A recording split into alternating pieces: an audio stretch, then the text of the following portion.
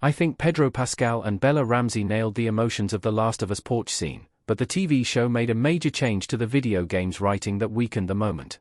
The Last of Us Season 2, Episode 6, The Price, takes a break from Ellie's quest for revenge in Seattle to go back and show how her rift with Joel formed over the past few years. Although they were happy when they first arrived in Jackson, as time went on, Joel's lie gnawed away at Ellie, and her teenage angst started to get on his nerves. The episode makes a few key changes to The Last of Us Part 2 game. It shows the early days of Ellie's romance with Kat, it shows Joel and Ellie's first patrol together, and it skips the hilarious Hattersaw sequence. The biggest change is that it moves up Joel and Ellie's iconic porch scene. In the game, this scene doesn't appear until the very end, where it recontextualizes the entire story that came before it. But the TV show slotted it in at the end of its flashback episode, and a crucial decision in the writing significantly weakened the scene. The Last of Us Season 2, Episode 6 puts Joel's confession and Ellie's forgiveness in the same scene.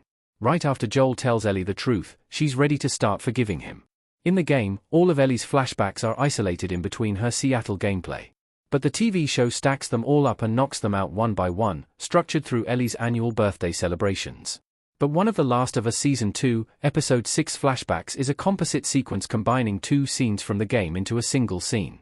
The game reveals that, 2 years before Joel's death, as he continued to refuse to tell Ellie the truth, she ran away and rode all the way back to Salt Lake City to get some answers for herself. All the Fireflies have long since abandoned the base, but Ellie finds boxes of files, an ominous blood stain, and a tape recorder.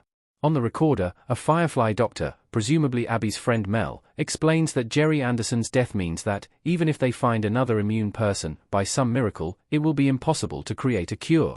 Ellie keeps replaying that, by some miracle, comment over and over again, because it contradicts Joel's claim that there were dozens of other immune people.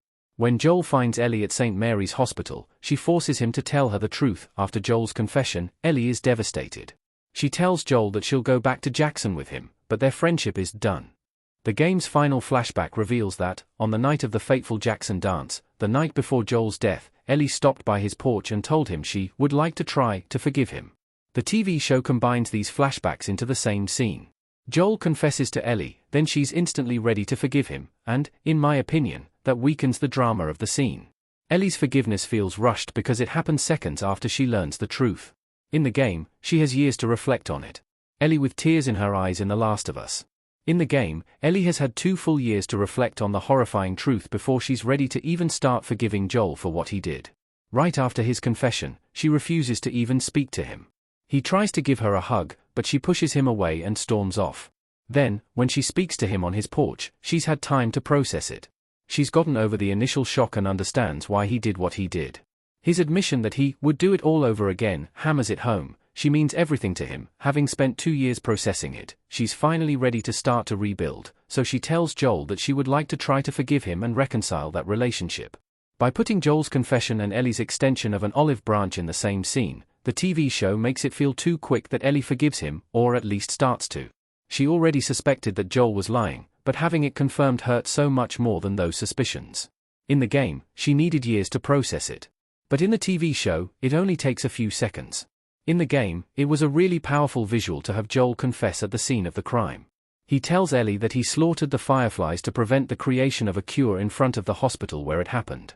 By moving Joel's confession to his porch, the TV show removed that emotional cinematic touch.